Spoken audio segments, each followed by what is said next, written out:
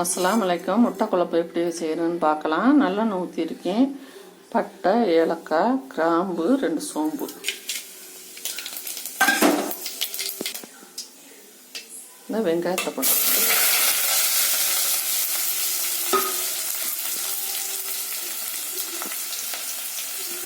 இஞ்சி வெள்ளைப்பூடு நச்சு வச்சுருக்கேன், அதையும் போட்டுடலாம்.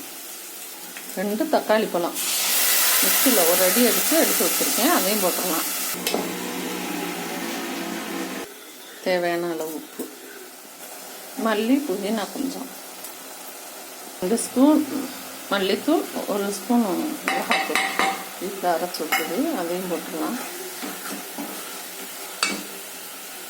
அதுக்கேற்ற மாதிரி தண்ணி ஊற்றிடலாம்.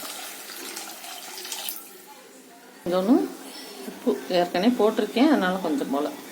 நல்லா பச்சை வாசனை போயிடுச்சு. இந்த டயத்தில் தேங்காய் கொஞ்சம் போல் ஒரு சில்லு போல் எடுத்து அரைச்சி வச்சுருக்கேன், அதையும் ஊற்றிடலாம். கொதி வந்துடுச்சு. இந்த டயத்தில் 2 முட்டையை உடச்சி ஊற்றிடலாம். முட்டையை உடச்சி ஊற்றியாச்சு. இப்போ கொஞ்சம் சிம்மில் வச்சிடணும் ஒரு 5 நிமிஷம். முட்டை குழம்பு ரெடி ஆயிடுச்சு. மல்லி தூவி இறக்கிடலாம். இந்த மாதிரி செஞ்சு பாருங்கள். அஸ்ஸலாமு அலைக்கும்.